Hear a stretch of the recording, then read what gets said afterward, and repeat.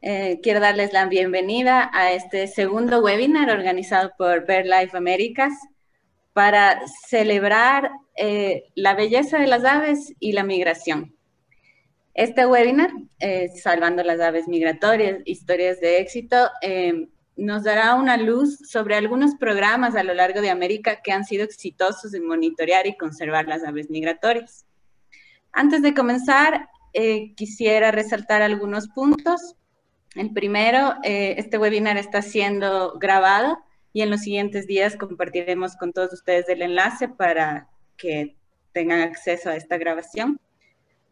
Además, tenemos un recuadro de preguntas y respuestas.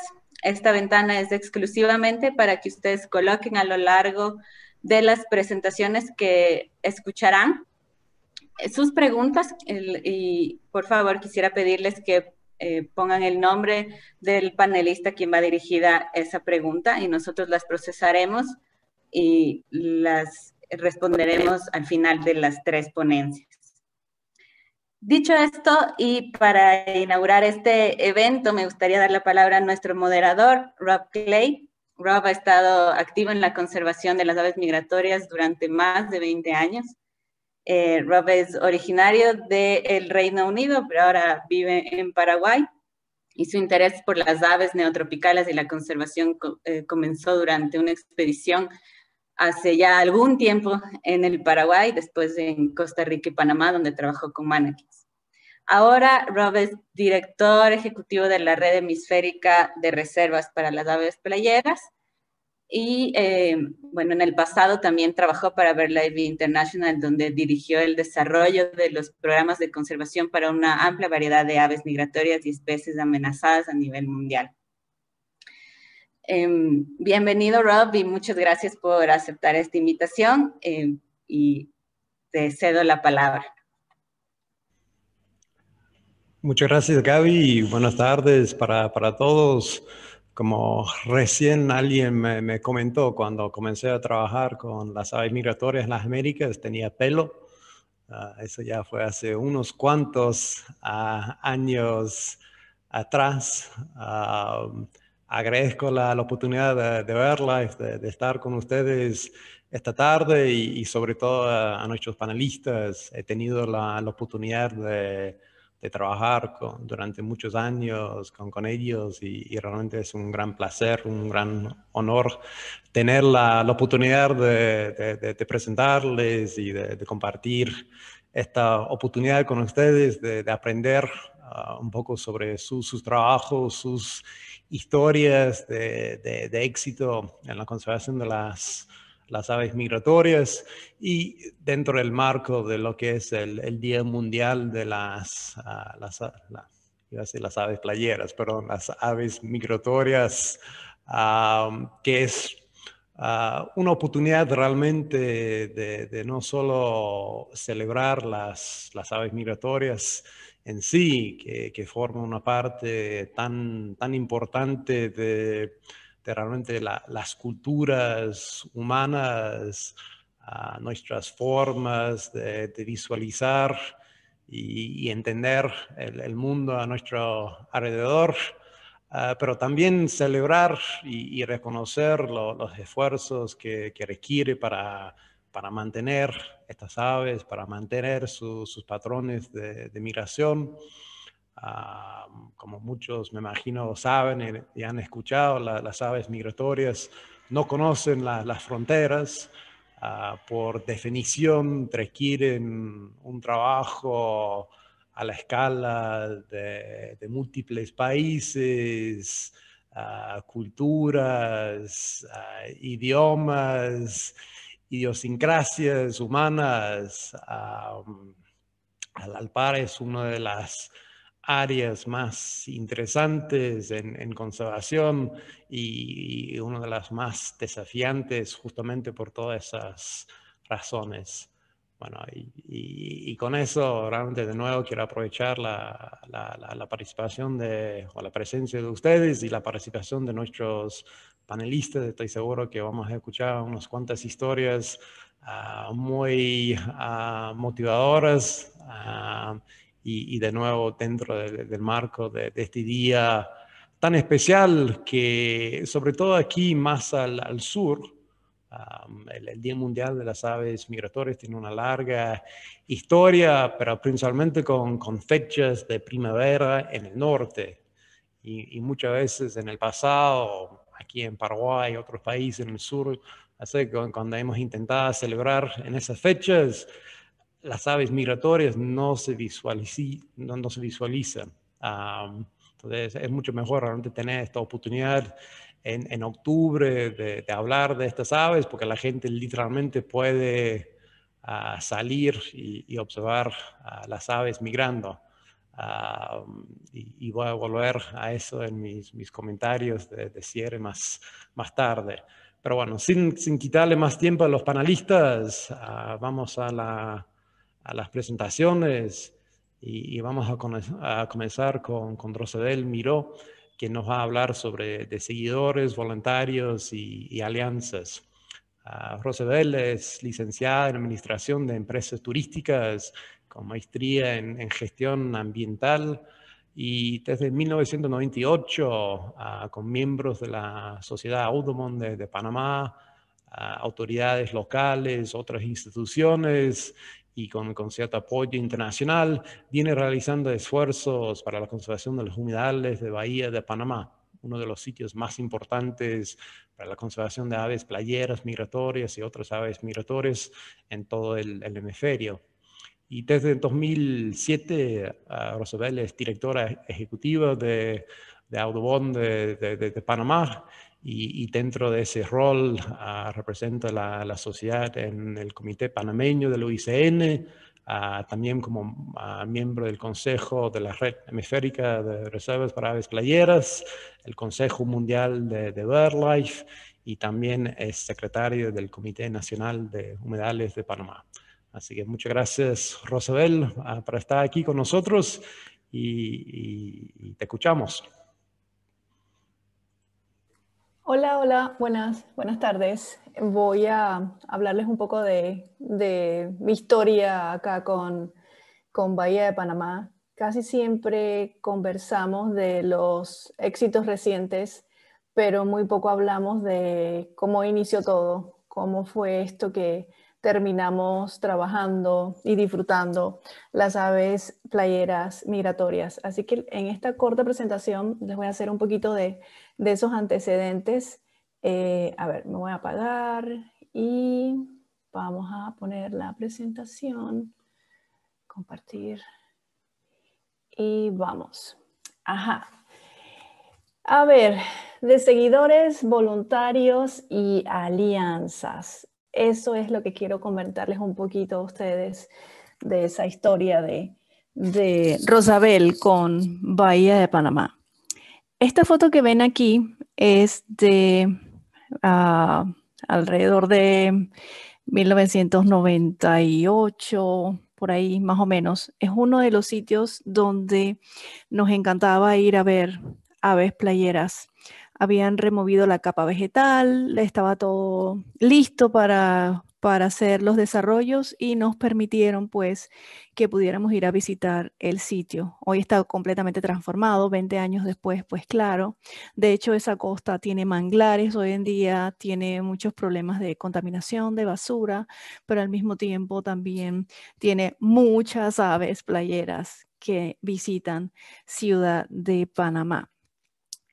En ese tiempo, yo inicié como miembro de Sociedad Audubon de Panamá en el año 1994 y rápidamente me gustó lo que hacían, me comencé comencé a estudiar las aves. No soy de formación de aves, estudié administración de empresas turísticas, así que no tenía nada que ver con biología ni con conservación, nada de eso, así que me tocó pues adentrarme un poco al conocimiento de las aves y en ese interés pues de saber más de aves y de pajarear, de observar aves, que creo que muchos de los que están aquí son observadores de aves y probablemente muchos iniciaron sus carreras porque la observación de aves los encantó. En ese tiempo que yo estaba nuevecita, la organización justo había iniciado a ser socio de BirdLife International. En 1995, la organización se asocia a BirdLife International, comienza a ser parte del partnership de BirdLife y inmediatamente arranca el programa de áreas importantes para aves. Ya para finales de los 90, ya se tenía una buena idea de cuáles iban a ser. Ups, regresé. A ver, déjeme, moví algo aquí. Ya se tenía una muy buena idea de cuáles eran esas áreas importantes para aves. Y ya nos había llegado a los observadores de aves, a los que no estaban muy metidos en temas de conservación, ya nos había llegado la noticia de que una de esas áreas prioritarias para la organización era Bahía de Panamá. En 1997, que estamos pues visitando el sitio en el Costa del Este, nos encontramos, y ustedes disculpen esa foto tan feísima, pero es una foto de 1997, súper ampliada. En ese momento que estábamos haciendo nuestros recorridos ahí de Costa del Este viendo aves, nos encontramos con estos señores que eran del College of William and Mary. Ellos estaban casualmente estudiando las aves playeras.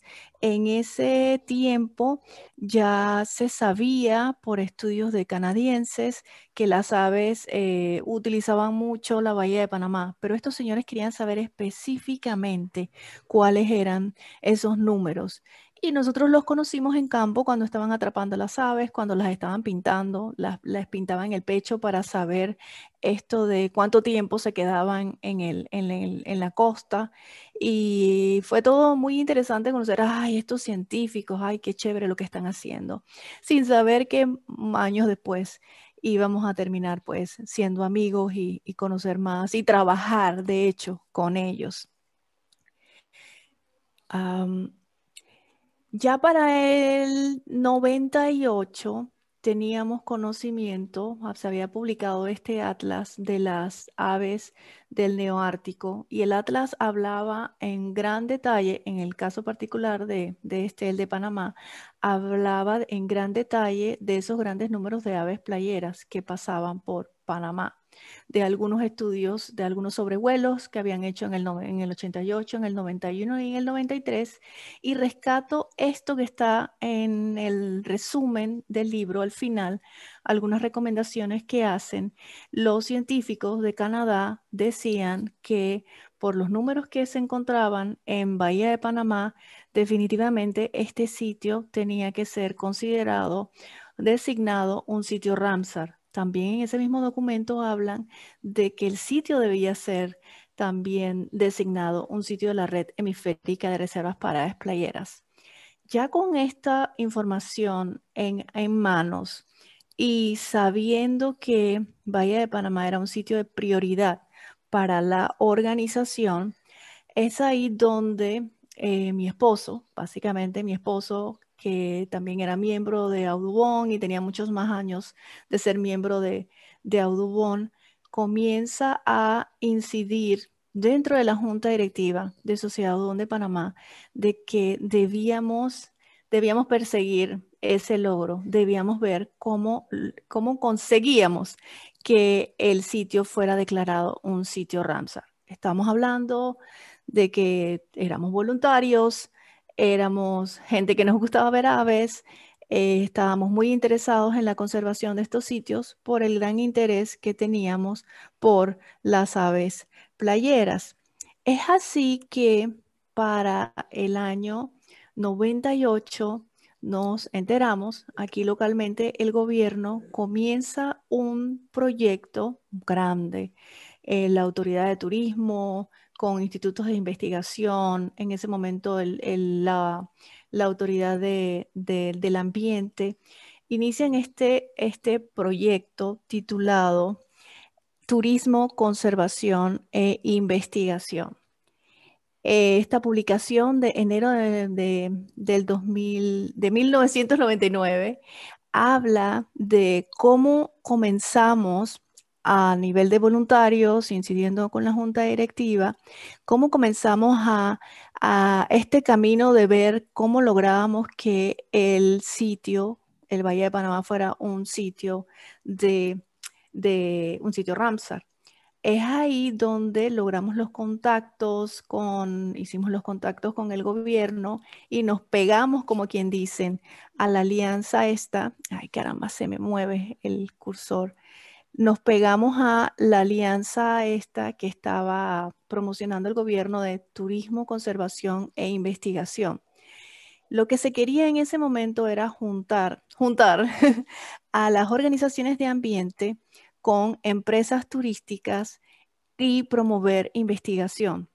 Y en el caso de Sociedad Audubon de Panamá, pues estábamos en un buen momento para lograr esa alianza estratégica que lograra los fondos que se necesitaban para empezar a trabajar lo que era la ficha técnica del sitio Ramsar Bahía de Panamá. Ya las autoridades aquí locales nos habían dicho, sí, señores, si a ustedes les interesa que esto sea un sitio Ramsar, bueno, nosotros no tenemos dinero, así que hay que conseguir los fondos para hacer todos los estudios que se requieren. Y si ustedes pueden hacerlo, enhorabuena. Es ahí que esta alianza estratégica de turismo, conservación e investigación, que habían iniciado un poquito antes del 99, nos permitió tener un contacto directo con un hotel grande, un hotel renombrado aquí en el país, y a través de esa alianza con ellos comenzamos a hacer algunos documentos. Estos son folletitos muy sencillos que se hicieron. Vuelvo y les repito, esto se hacía como voluntarios. Éramos voluntarios, no éramos staff de la organización.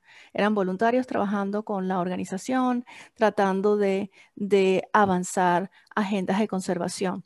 Estos folletitos promocionales hablaban de la importancia de los humedales de la Bahía de Panamá en español, en inglés, por qué a los turistas que iban a esos hoteles debía importar. Este hotel sigue ubicado frente de la Bahía de Panamá. No específicamente donde se ven los grandes números de aves playeras, pero justo al frente de la Bahía de Panamá.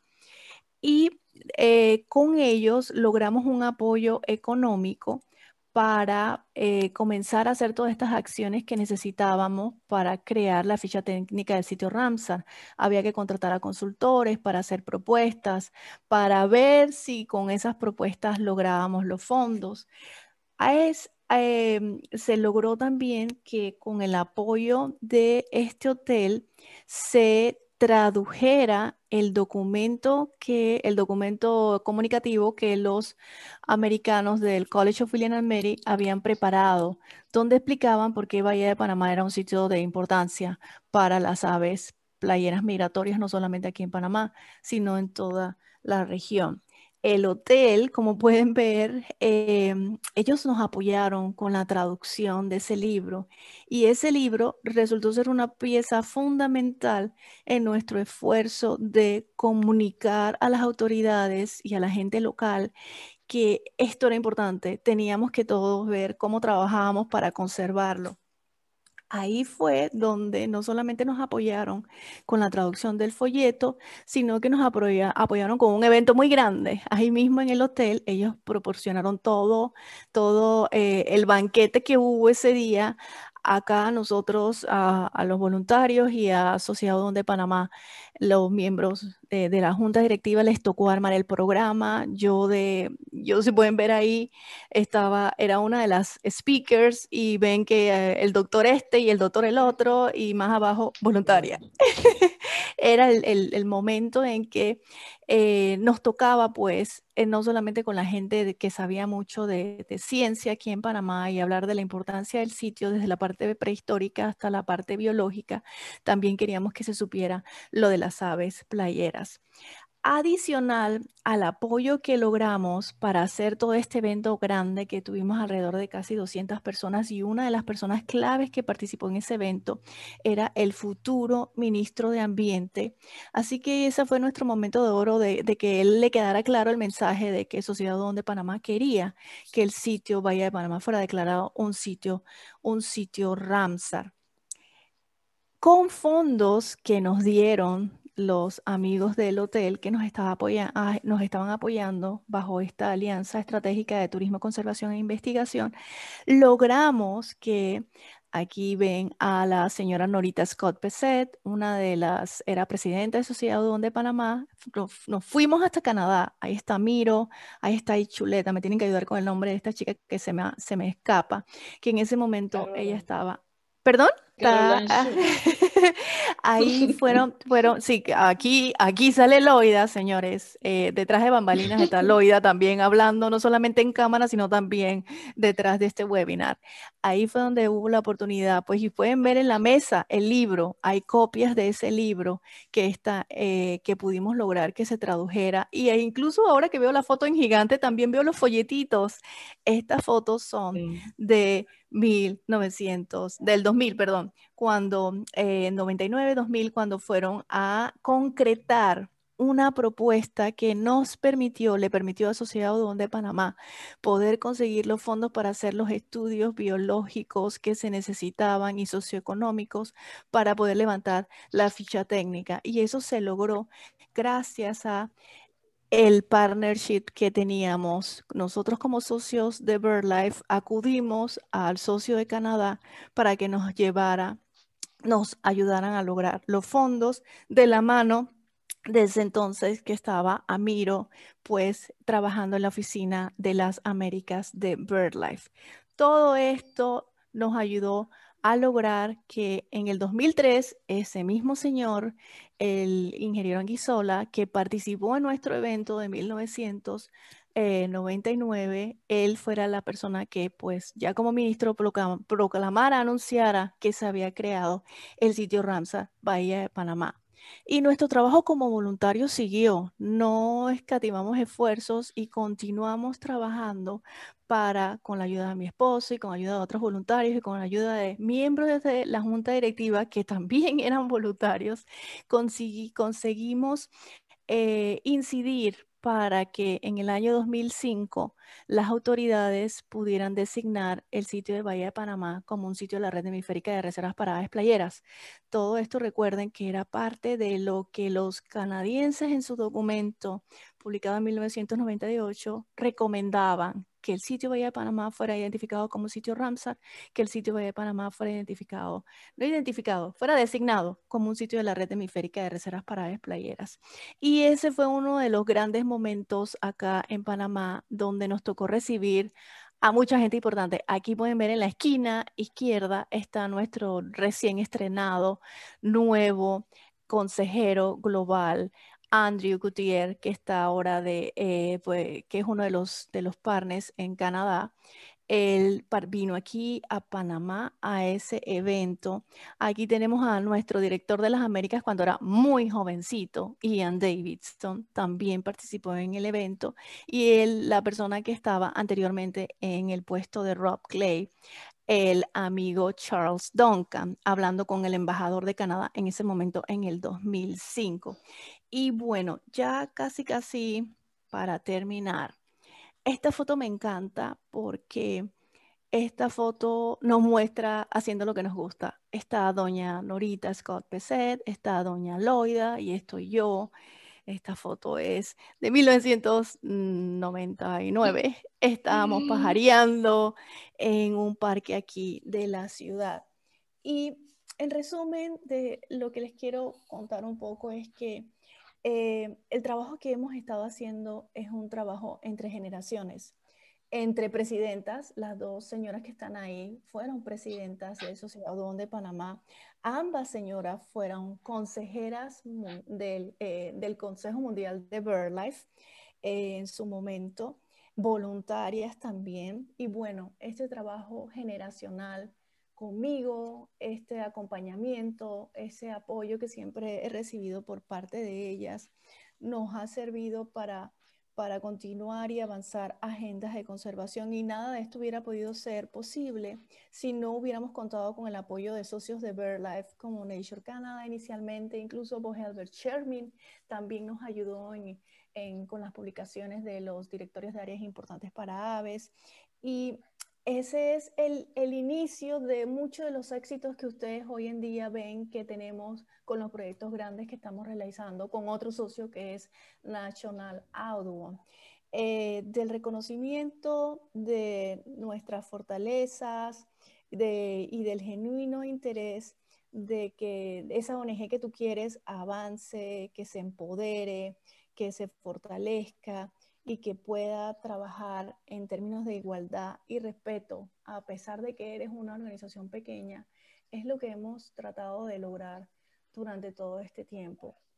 Espero que continuemos haciendo más cosas más grandes, que los éxitos sigan, y mi mensaje final es que ustedes jóvenes y los no tan jóvenes, en la medida en que quieran contribuir como voluntarios, siempre va a haber oportunidad en las organizaciones, siempre y cuando la gente que dirige esas organizaciones sea consciente de que pueden trabajar de la mano con los voluntarios y que ese voluntario sepa exactamente cuál es su lugar. Su lugar es tratar de contribuir, su lugar es tratar de que la organización avance, y en la medida en que juntemos conocimientos y juntemos fuerzas, vamos a ser mejores. Y con esto pues termino mi presentación. Gracias. Muchísimas gracias, Rosabel. Me voy a incluir dentro de los jóvenes, al menos todavía, por un tiempito más. Muy interesante la presentación. En los intereses de tiempo, me toca ser un poco inglés, insistir con los tiempos y pedir a los siguientes presentadores que se limiten a los tiempos un poco para que haya tiempo para preguntas al final. Entonces, para pasar a la siguiente charla, Juliana Almeida, que va a hablar sobre las primeras estimaciones de la cosecha de aves playeras en la costa norte de Brasil. Juliana va a hablar en inglés, pero le doy una pequeña introducción en español. Juliana es doctorada en Ecología, Evolución y Biología de Conservación. Y desde el año 2015 está liderando el programa de aves playeras de SABE Brasil, y ella ha trabajado con las aves playeras en el hemisferio occidental por un poco más de una década. Actualmente ella es la coordinadora ejecutiva del Plan Nacional de Aves Playeras de Brasil, y es miembro del Consejo Hemisférico de la Red Hemisférica de Reservas para Aves Playeras, y también miembro de los comités ejecutivos de la iniciativa del Corredor del Atlántico y del Corredor Midcontinente de Conservación de Aves Playeras. Okay, so Juliana, over to you. Thank you, Rob.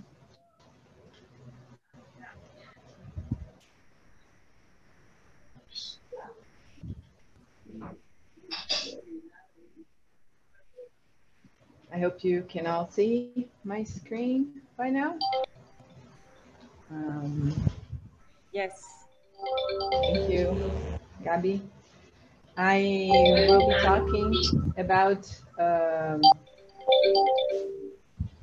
work we conducted recently in the north coast of Brazil.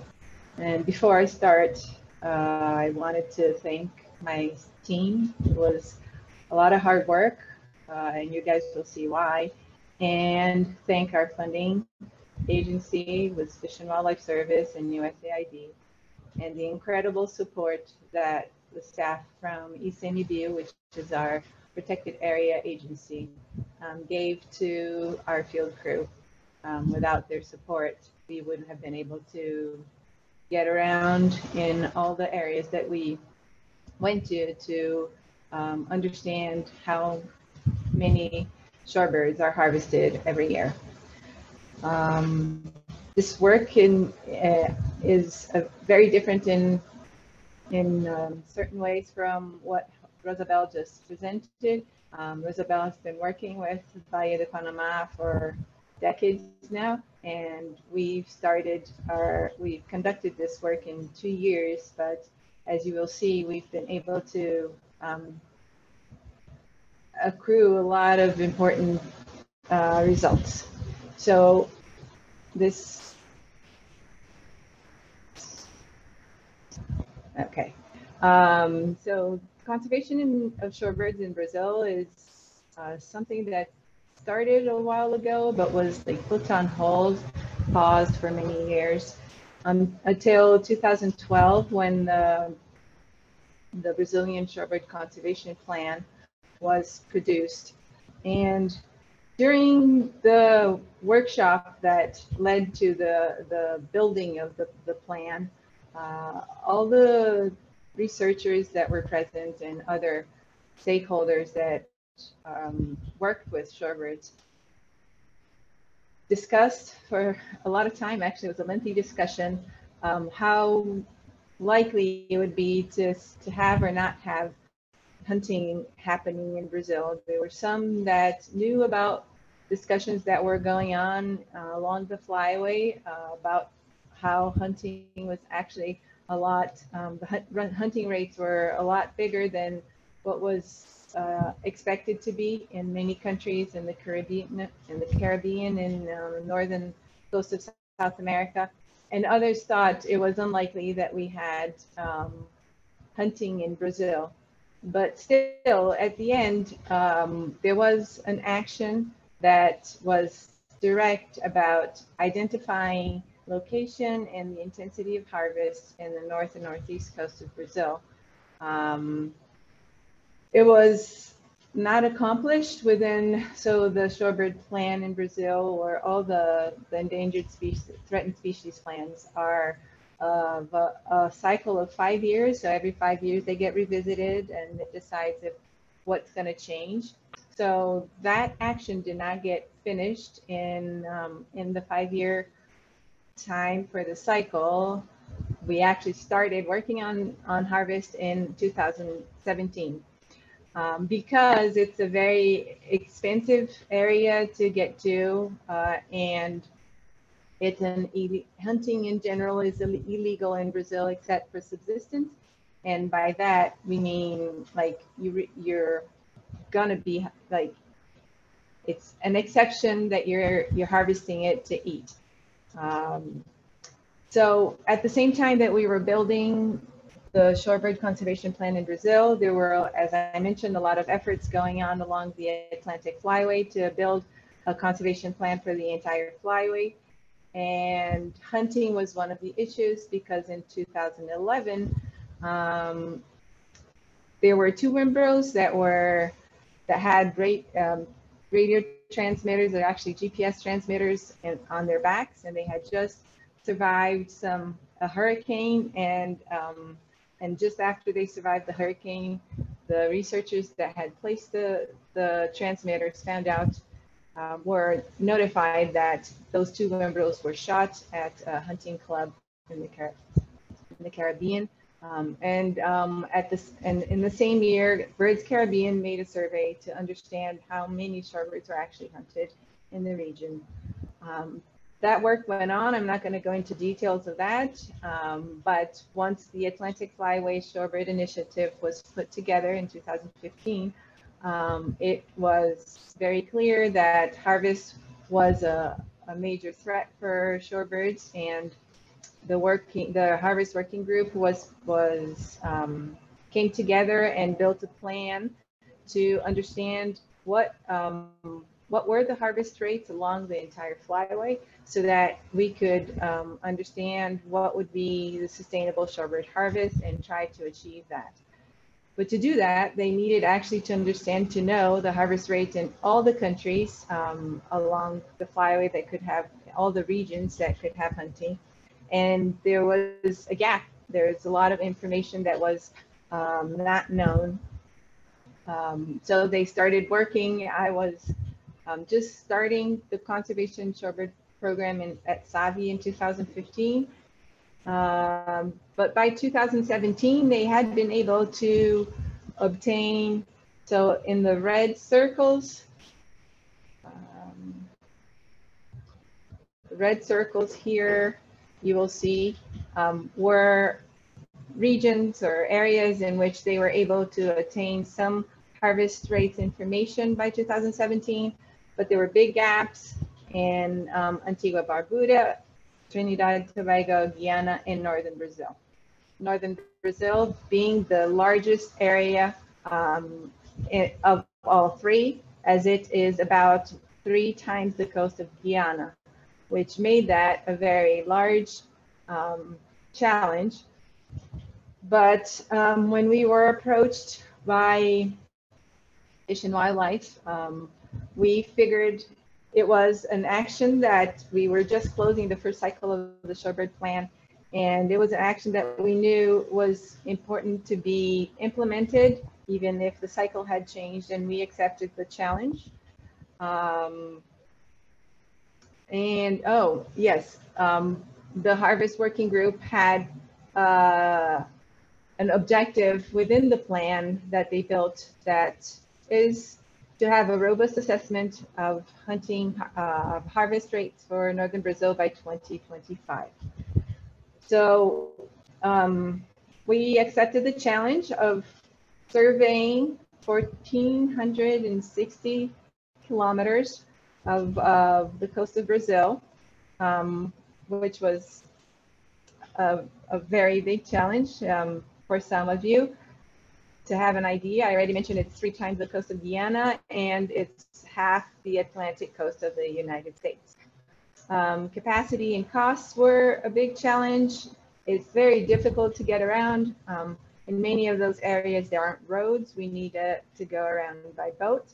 And of course, as hunting is illegal, it's a taboo. So it was really hard.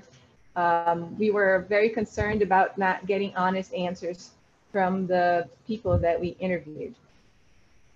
So we talked to a social scientist at one of the universities that we collaborate with, and she gave us some ideas of how to do that.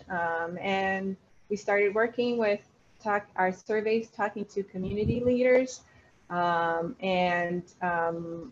randomly, well, first we asked the community leader who would be people that would be interesting to talk to.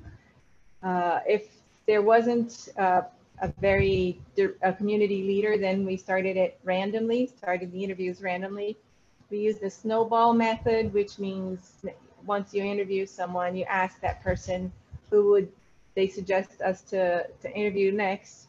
And it wasn't an interview with, a sheet and answering questions. We actually developed a way of talking to the people and trying to understand if they went through harsh times, and during those harsh times, what were their options of subsisting.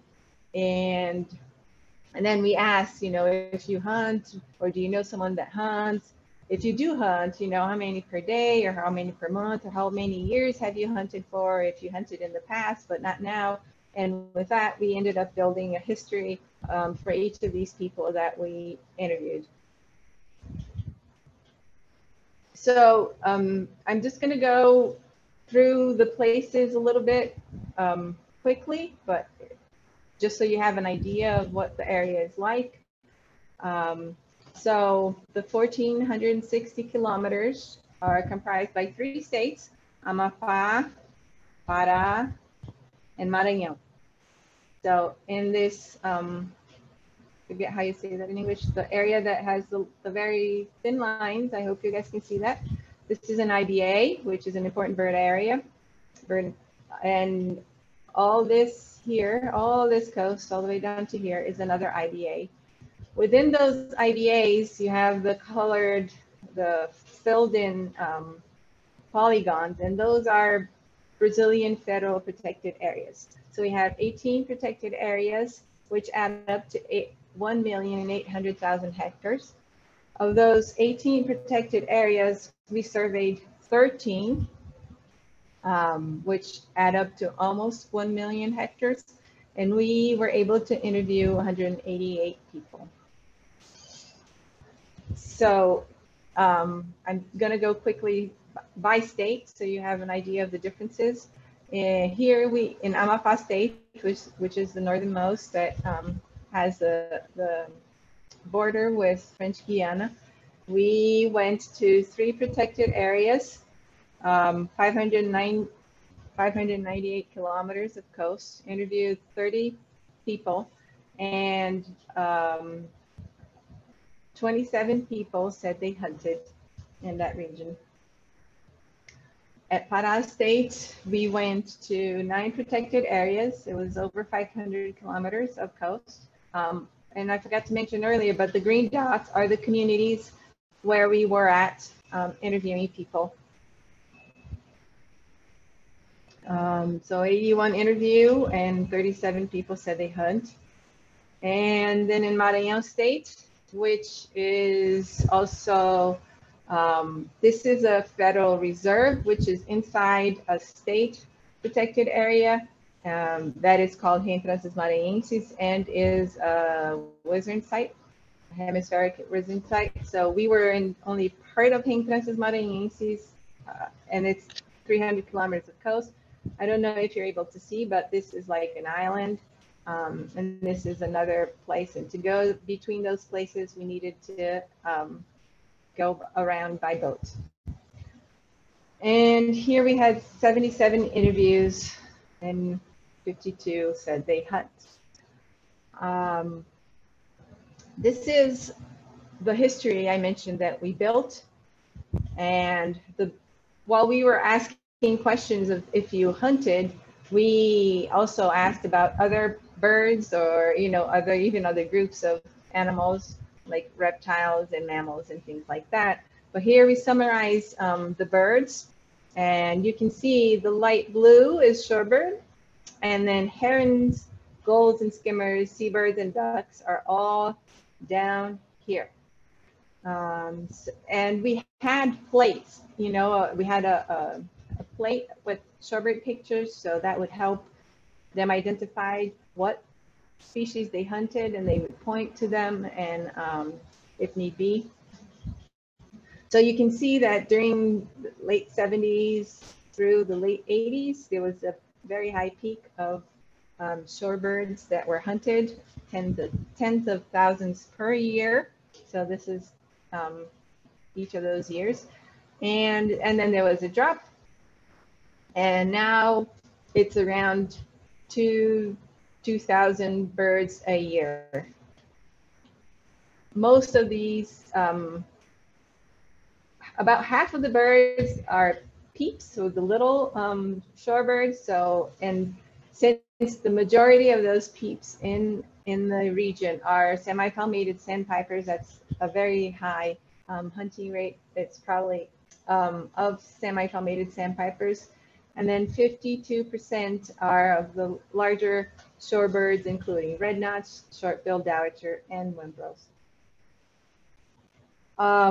When we add up all the shorebirds that were harvested, that we estimate were harvested since the 60s, we get to the figure of 164,000 shorebirds hunted between 1960 and the present day. So all this information that we were able to collect helped us fill larger, you know, fill in the larger picture and help complete the puzzle with the missing piece, of the largest missing piece of the flyway. And this is like a really important step to actually achieve any success with helping shorebird population increase again, or at least help stop the decrease of many of these species. Because you need to add up all of these rates to be able to understand how many are actually being taken and how many can be taken, and then decide how to proceed with it. So with our results, we were able to, and comparing with the results from the other countries that are in the flyway, we were able to understand that about 4% of the shorebird harvested a year is harvested in the northern coast of Brazil. And even though this was a first estimate, and the first time we were out there. The quality of our data gives us confidence to say this is moderately reliable. And while we were conducting these surveys, we were also collecting other information, social information, and always aware of what the situation conservation-wise is. There are lots of protected areas, as we said, but considering the recent changes that we've been seeing in conservation policies, the risk factor of those harvest rate continuing to decline or to halt or are high, meaning that there's a high chance that the harvest rate can increase again if the protected if the conservation policies that are in place end up being dismantled.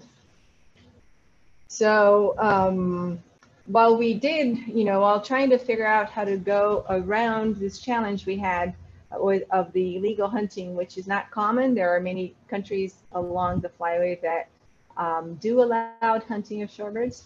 So while we were trying to go around, we had to approach the social scientists to understand how to better deal with the probability that some people would not tell us the appropriate rate. So our approaching of social science for that helped us improve actually the assessment of areas that are still ongoing, and it was a good achievement that we had for this. And we also started a network of collaboration in the region that will allow us to take next steps if we can find funding for it. So what would be our next steps? First, we would like to improve our Bayesian modeling, our harvest rates understanding. So we're doing some Bayesian modeling in collaboration. Actually, Canadian Wildlife Service is doing it for us. So that's ongoing. We would like to interview communities that are outside the protected areas to see if there's a difference due to likely outreach actions that the protected area managers have with the communities that live inside those areas. Possibly interview indigenous communities. That's a harder step to give, but in Amapá there is a very large Indian reservation, and that would be a very important place for us to understand how harvest of shorebirds is done there. We would like to start some outreach and communication about shorebirds. The community seemed very interested, and we think there would be a good acceptance of that kind of work, and increased monitoring of shorebirds and also of the harvest in the area, establish some kind of harvest monitoring. So with that, I thank you all for the invitation and the presence here. Thank you very much, Juliana. Entonces, en los intereses de tiempo, vamos a pasar a la siguiente presentación. Antes, aprovecho para hacerles recordar que si tienen preguntas, por favor, para colocarlas en la sección de preguntas, y vamos a atenderlas al final. Entonces, nuestra siguiente y última presentación es de Carlos Ruiz, sobre el playero canela, una especie que inspira y conecta en las Américas. Carlos es biólogo con maestría en conservación y uso de la biodiversidad y un investigador con la Asociación para el Estudio y Conservación de las Aves Acuáticas en Colombia, Calidris, y durante los últimos o más de 15 años ha estado trabajando en la investigación y conservación de aves acuáticas y paseriformes en Colombia y otras partes del neotrópico, y desde 2015 es el coordinador de rutas de migración y de pastizales de la Asociación Calidris. dentro de su rol en Calidris, también es miembro del comité ejecutivo directivo de la iniciativa de conservación de aves playeras del Pacífico y también del Midcontinente, y es el representante para Sudamérica en el grupo de aves playeras del hemisferio occidental. Carlos, adelante. Muchas gracias, Rob. A continuación les voy a contar una historia sobre estas aves. Ya creo que están viendo mi presentación, ¿cierto? El playero canelo, una especie que inspira y conecta en las Américas. Yo hago parte, como menciona Rob, de la asociación Calidris, que es BirdLife International en Colombia. Y esta historia comienza justamente en octubre del 2003, en el que un grupo de biólogos de la asociación Calidris nos encontrábamos en la costa pacífica del país, en el departamento de Nariño, en jornadas de captura y marcaje de aves playeras y censos. Y de un momento a otro, en medio de un pastizal, encontramos una ave malherida. Se trataba del playero canelo o Correlinus escamado, Calidris ruficolis, una ave playera migratoria casi amenazada que anida principalmente en el Ártico de Canadá, en Alaska y en Rusia, y de la cual no sabíamos mucho. Era la primera vez que los que estábamos allí la veíamos y nos causó mucha curiosidad. Esa fue la primera vez que yo vi esta ave en mi país, y cuando empezamos a indagar más información sobre esta especie, nos encontrábamos que no había mucho en nuestro país sobre la misma. Había unos registros bastante antiguos, probablemente por esta escasez de registros. Podría estar relacionada con el poco trabajo, el poco esfuerzo en los hábitats apropiados y posiblemente una inadecuada identificación. Y eso también significaba que había un gran vacío en cuanto a la información sobre la migración de esta ave en el norte de Sudamérica. Por varios años continuamos de su trabajo en aves playeras en el país, y yo guardaba la esperanza de volverla a ver y volver a aprender mucho más sobre esta especie. Algunos de mis compañeros en ese momento pudieron conocer más sobre su migración en el sur del país, en los Andes, y obtuvieron algunos registros incluso en la Amazonía. Fuera de eso, yo continué recorriendo el país sin mucho éxito en encontrarla nuevamente, hasta que en el 2010 iniciamos nuestro trabajo, nuestros proyectos de investigación en una zona conocida como Los Llanos, una región que compartimos con Venezuela, en la cuenca del Orinoco. Y empezamos a conocer mucho más sobre esta zona, sobre esta gran región, esta vasta región en nuestro país, pero para poder saber de esta ave playera, el playero canelo, realmente no sabíamos dónde, cuándo y cómo buscarlo. Solo fue hasta 10 años después de haberla encontrado en el Pacífico colombiano, donde junto a otros compañeros, finalmente en marzo de 2013 la encontramos. En el municipio, en el departamento de Casanare, en la región de la Orinoquía, en los Llanos, y empezamos a conocer mucho más, a encontrarla más frecuentemente, a aprender cuándo eran los momentos indicados para verla, y empezamos a aprender eso, y nos salió la hipótesis de que probablemente con la cantidad de registros que empezamos a encontrar, ese gran enigma de la migración en el norte de Sudamérica podría corresponder a los llanos colombianos. Esta hipótesis que nosotros teníamos la lanzamos en el 2013, y gracias al trabajo liderado por Rick Lantot y una serie de investigadores suramericanos, utilizando un dispositivo llamado geolocalizador que podía capturar la información sobre los sitios que visitaba una ave migratoria, abría las puertas para conocer más sobre esta ave. Fue así que gracias a 3 individuos nos narraron la migración, nos contaron qué pasaba. Y lo que sucedía era que, por ejemplo, una hembra salía del lago de Peixe en Brasil y visitaba algún sitio en el oriente colombiano. De allí el playero canelo, o la playera canela porque era una hembra, partía hacia Houston, Texas, y posteriormente se iba hacia su sitio de reproducción en el Ártico. Meses más tarde, entre agosto y septiembre, llegaba al occidente de Colombia en los Andes y regresaba al lago de Peixe en Brasil. Otra hembra nos contaba la historia de que salía de Bahía de San Borombón en Argentina y llegaba al oriente del país, al oriente de Colombia. Nuevamente también partía hacia Texas y de allí a sus áreas de reproducción para regresar nuevamente al occidente de Colombia, pasar por Bolivia y regresar a Bahía de San Borombón en Argentina. El macho, el único macho capturado, nos daba también la información sobre su procedencia. Salía de Bahía de San Borombón y seguía el patrón de llegar a un sitio en el oriente del país. Eso nos permitió entonces conocer y reafirmar que efectivamente Colombia era un sitio de importancia de parada para la migración hacia el norte, al regreso a sus sitios de reproducción para el playero canelo.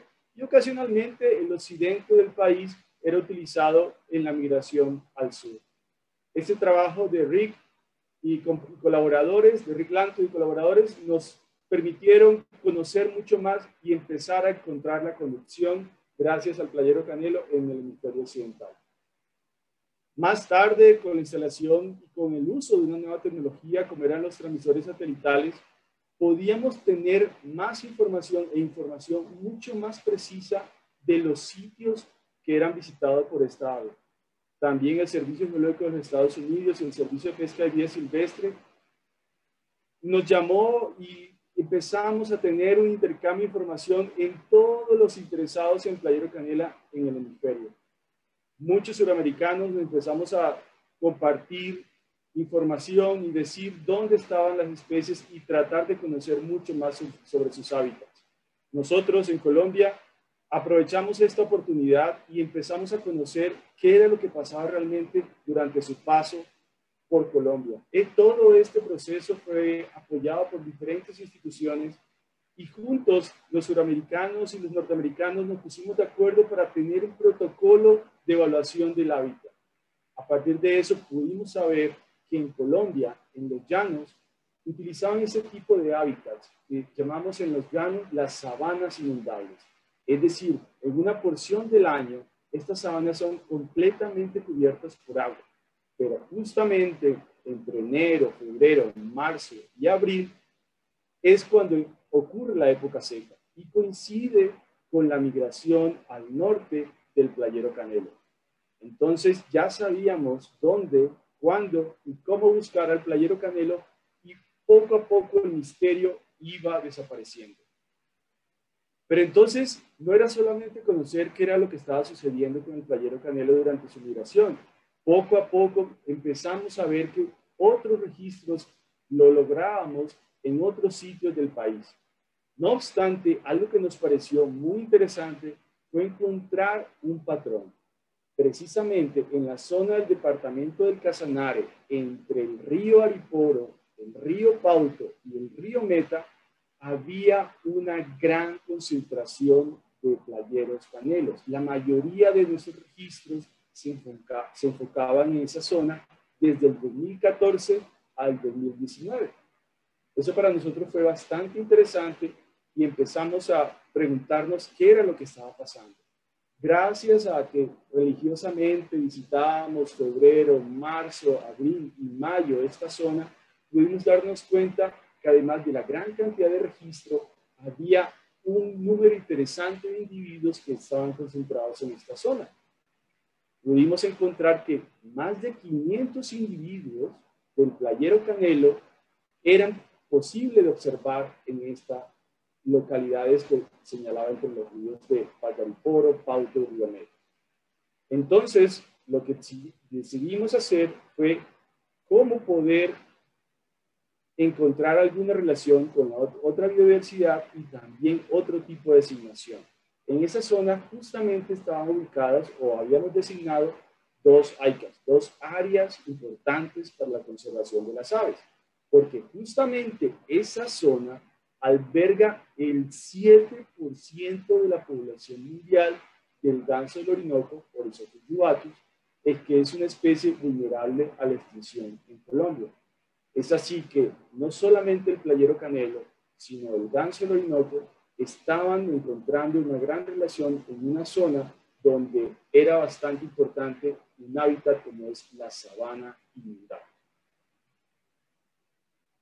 Nosotros hasta el 2019 en Colombia únicamente teníamos un sitio de la Red Hemisférica de Reservas para Aves Playeras.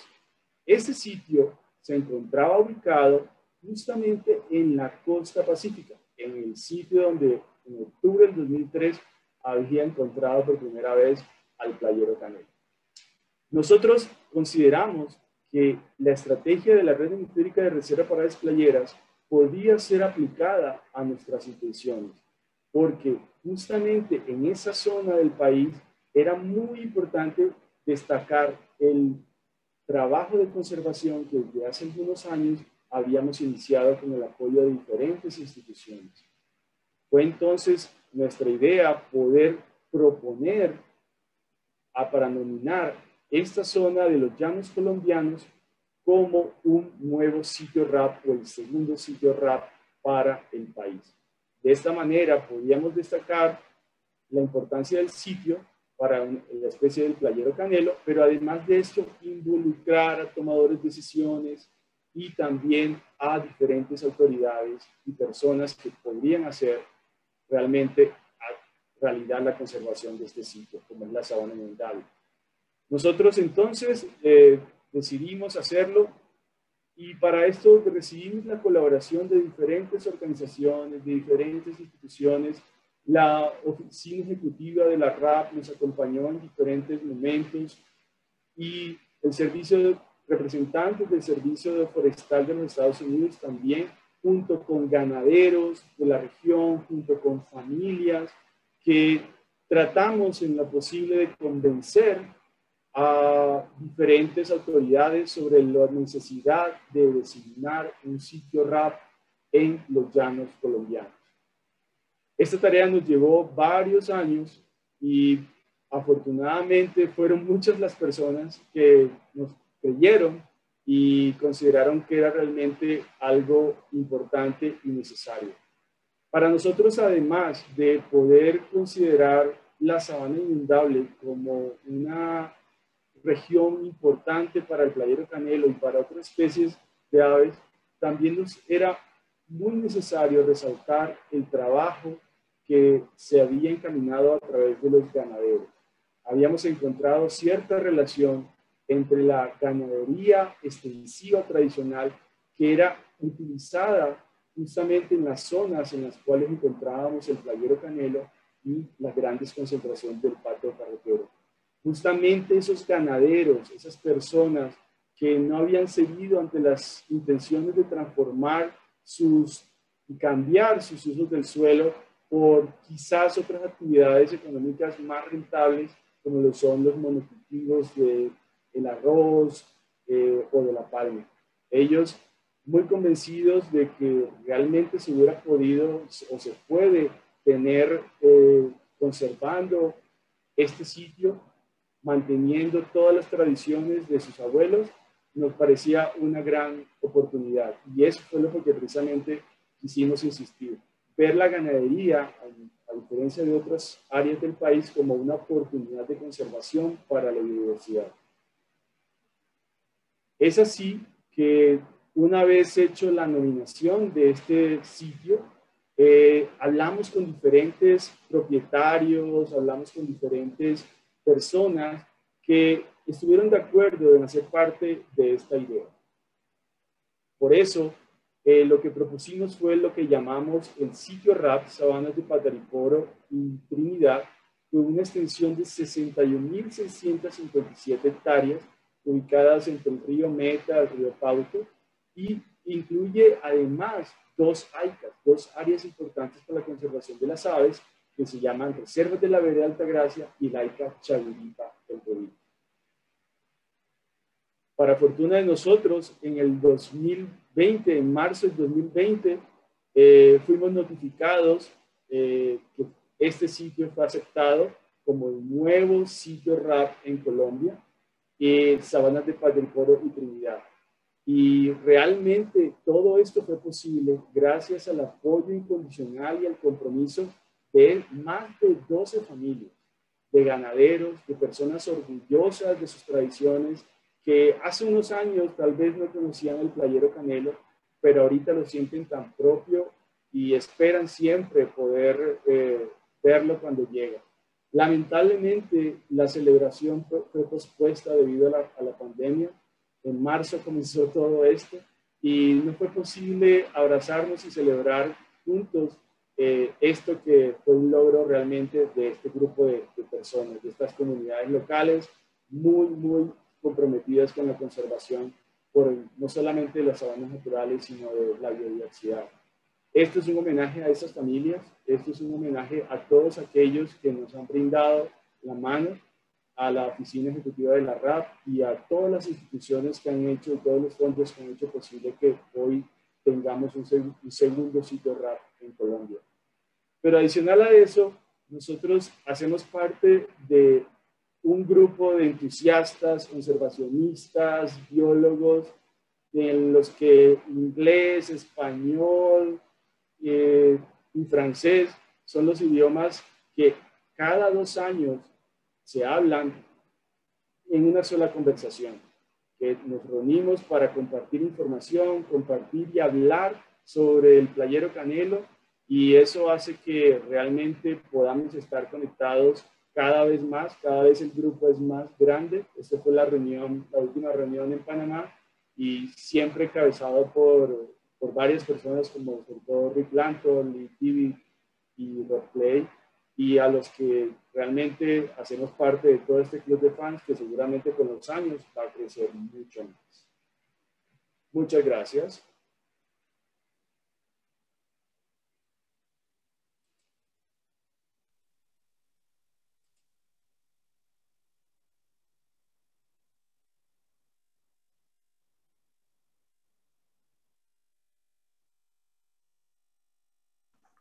Rob, you need to unmute.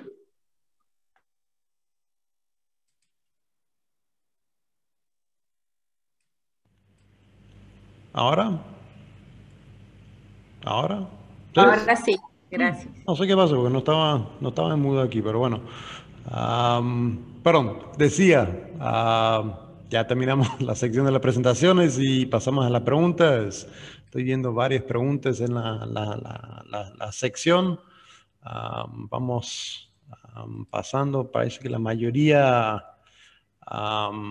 viene con nombre y apellido en términos de a quién están dirigidos. Entonces, nuestra primera pregunta es para Rosabel, de cómo atraer y vincular a las nuevas generaciones en la conservación de la Bahía de Panamá y su biodiversidad. Rosabel. A ver, ¿me escuchan? No. ¿Sí? ¿Sí? Ok.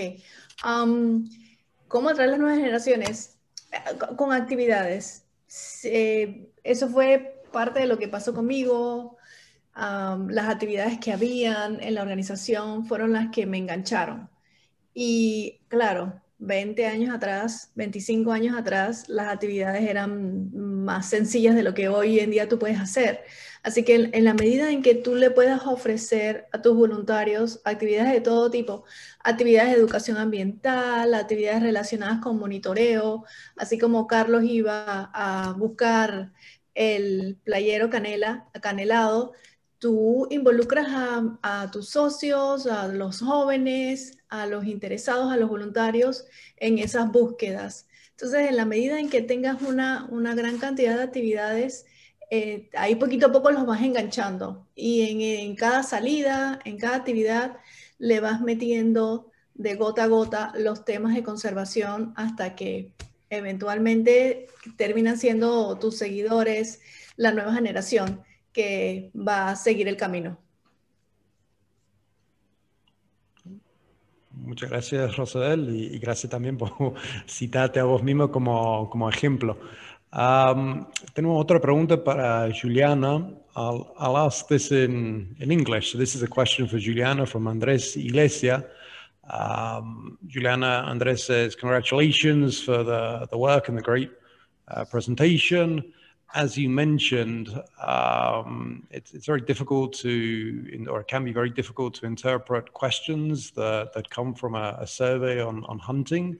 So what could be a sort of a supporting variable that you could also look at that would help interpret the results in terms of the impacts on birds from hunting, and try and reduce the bias inherent in results from interviews? It's a very good question and a very difficult solution to find, but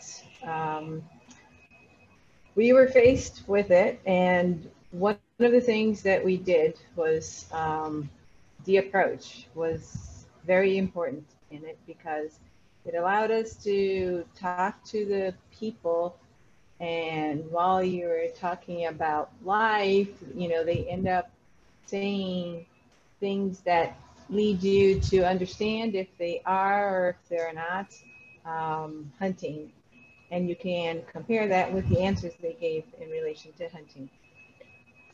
So it's more subjective than like a numerical variable, but it was the suggestion we had from the professor in the social sciences. We also asked questions, in a general question to each of the interviewed person.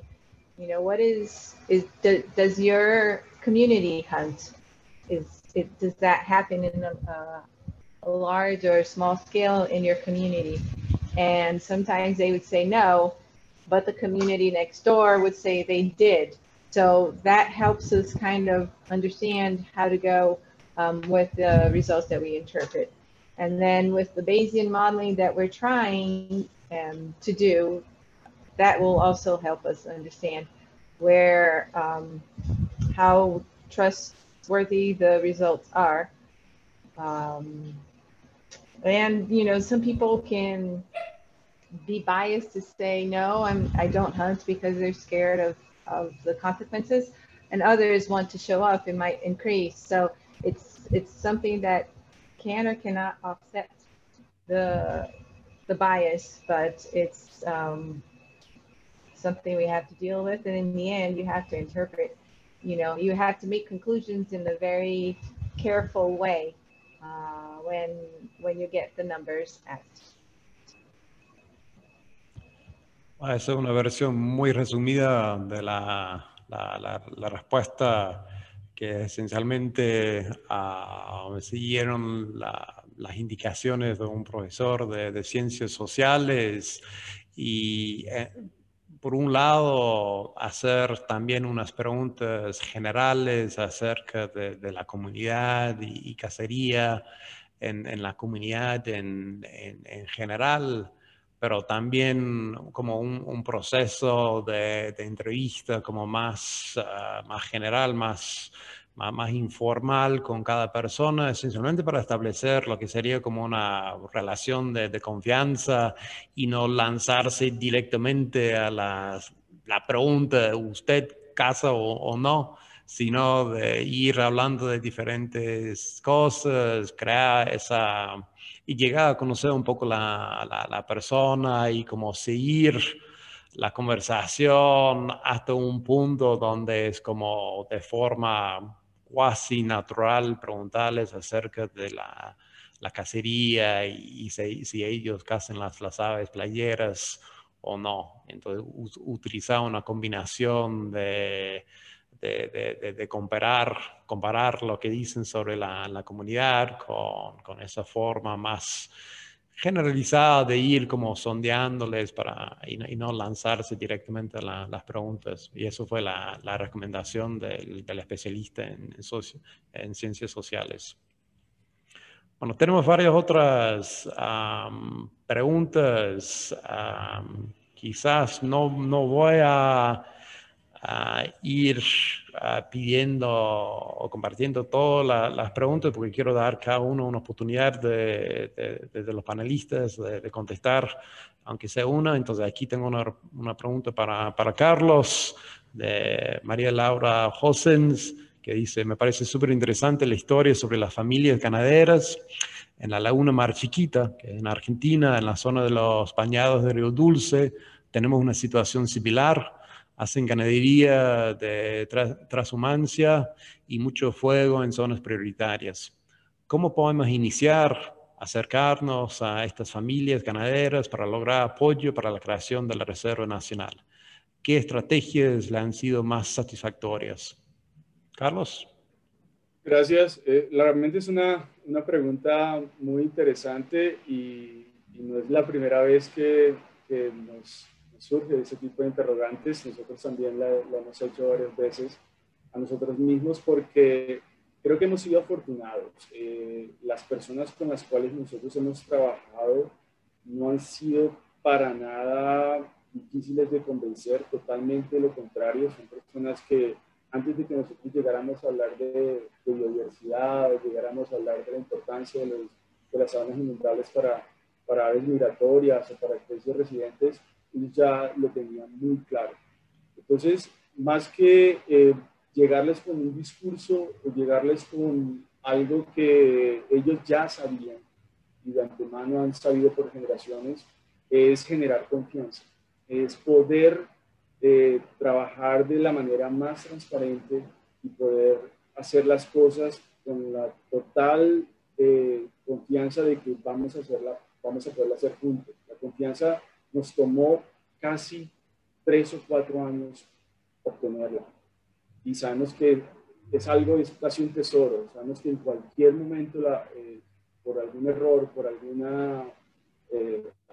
momento o algo mal manejado en nuestro lado, podemos perderlo. Entonces la confianza es lo más complicado de obtener y lo más fácil de perder. Entonces, con estas personas es hablar muy claramente, es proponerles y escucharlos. Ellos tienen las soluciones, ellos han estado en la zona. No tenemos por qué llegar con las soluciones preestablecidas, sino encontrarlas con ellos.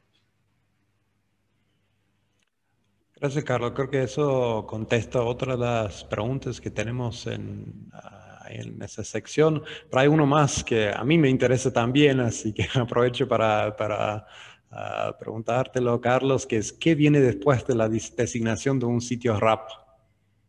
Viene más trabajo, viene muchas más cosas y eso fue algo que hemos entendido y también inspirado por lo que lo sabemos con todo de Panamá. Lo que se viene es mucho más, lo que se viene es poder integrar mucho más a la comunidad, poder integrar mucho más a las autoridades, a las personas encargadas de velar que las leyes se cumplan para garantizar un adecuado manejo y realmente podamos tener y podamos mantener las poblaciones del Playero Canelo y el resto de la diversidad. Es eso. Lo siguiente son muchos pasos, pero sobre todo es poder involucrar a mayor cantidad de actores en el manejo y el futuro de este sitio. Gracias, Carlos. Aquí una pregunta para Rosabel, que es: ¿cómo se han visto afectadas las aves de las zonas Ramsar con el aumento de las actividades humanas en relación con el Canal de Panamá?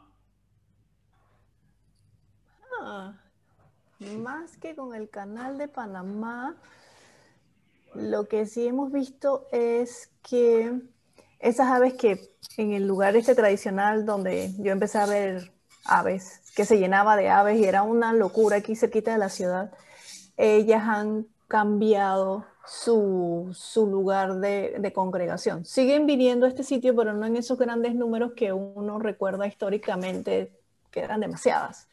Entonces, los cambios que han habido en cuanto a esos sitios que se despejaron y ellas podían estar posándose ahí, eso era una cosa transitoria porque construyeron casas ahí.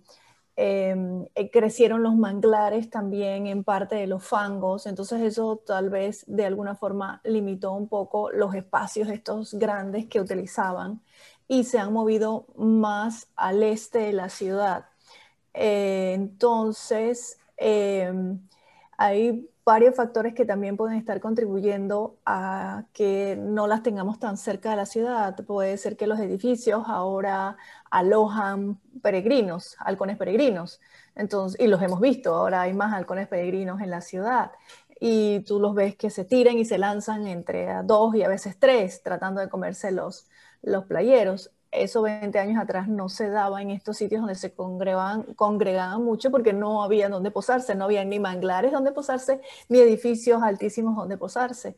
Entonces lo que sí se ha notado según según el estudio en el que hemos estado participando desde el 2011, el Migratory Shorebird Project, salir a levantar información de las aves playeras nos ha permitido conocer que esos sitios que históricamente las aves se congregaban más, ahora se ha movido un poquito más al este esas congregaciones, y las congregaciones ahora son superiores a las que se contaban en los 80 y en los 90 cuando se hacía por avión los conteos. Entonces, claro, son dos metodologías diferentes, pero estamos hablando de unos números que antes no se veían, y eso también te tira otra pregunta en que qué es lo que está pasando, que ahora tenemos más aves en Bahía de Panamá de lo que antes previamente se pensaba, cuando se supone que los números poblacionales de muchas aves playeras están disminuyendo, no aumentando. Entonces, ¿será que otros sitios dentro de la ruta de las aves playeras migratorias están perdiendo sus capacidades de albergarlas y por eso se están viniendo más acá? Están haciendo su estadía migratoria aquí en vez de seguir al sur. Hay mucho trabajo de investigación que hay que hacer, y por eso promovemos la investigación entre los jóvenes y entre los mayorcitos también.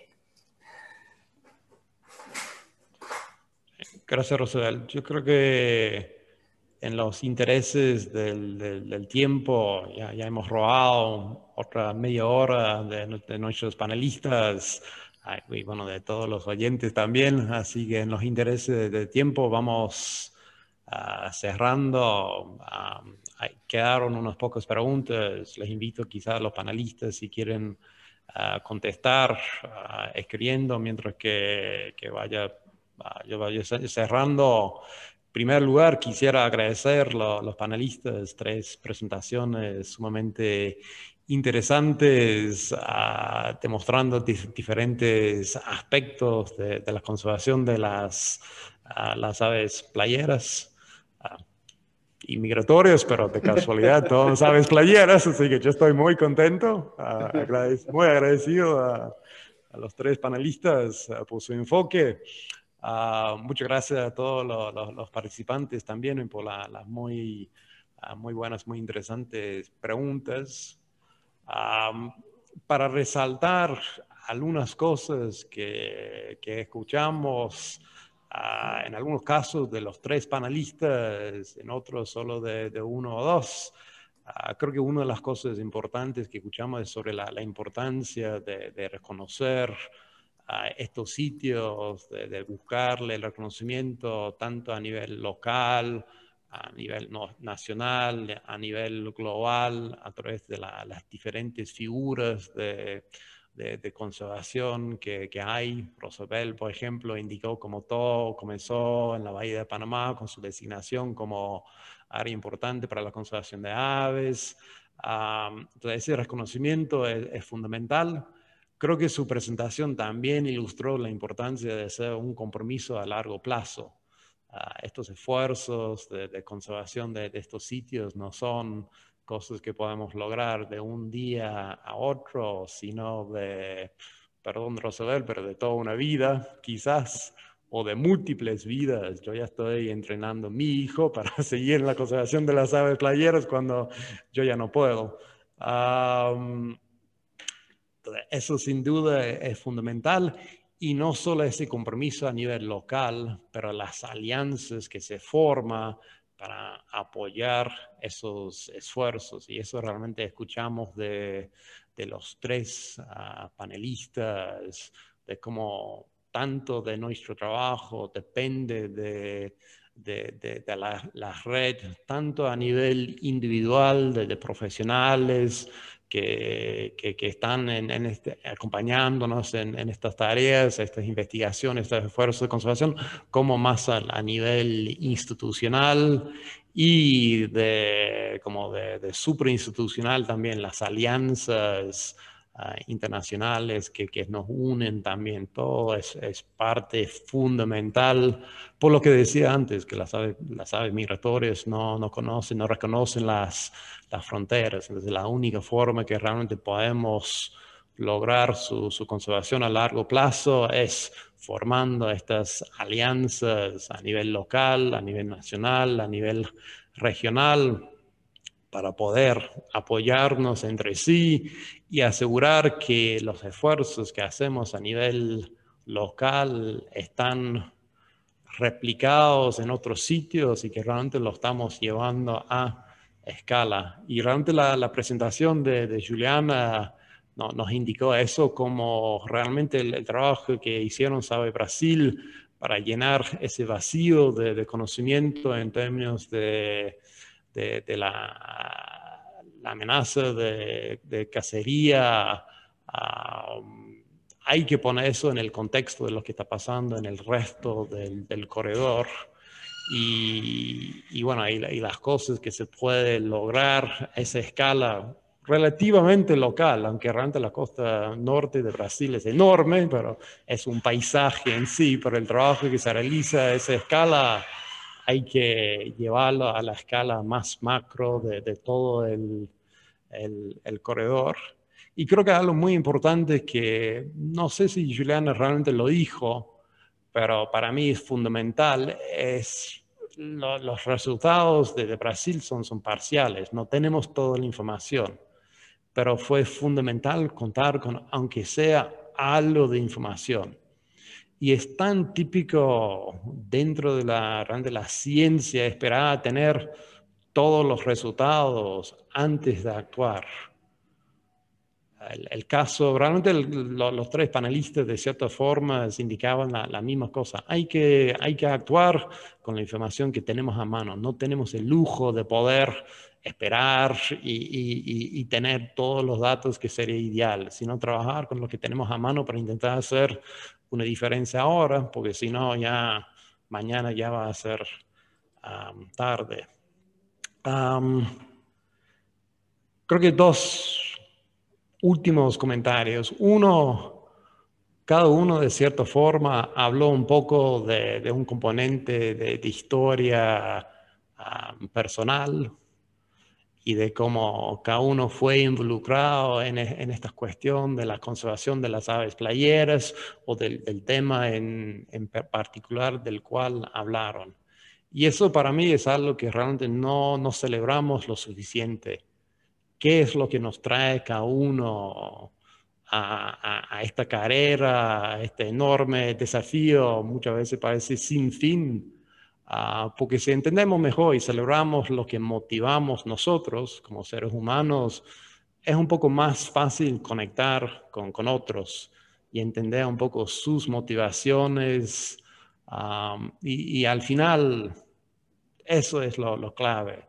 Es la tarea de conservación de las aves migratorias no es tanto de la conservación con las aves, es el trabajo con la gente al final.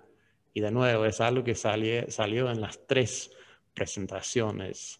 Rosabel puso mucho énfasis en eso y el aspecto de trabajando entre generaciones. El trabajo que presentó Juliana, imposible sin lograr, aunque sea una cierta conexión con la gente cazando las aves playeras para entender el impacto. Y el trabajo en los llanos, imposible de realizar sin conectar con los ganaderos, la gente local del lugar. Y eso realmente para mí es lo lindo del día del cual estamos aquí celebrando. No es tanto las aves migratorias que estamos celebrando, sino las conexiones que ellos nos ayudan a realizar, las conexiones entre diferentes partes del mundo, diferentes culturas, diferentes idiomas.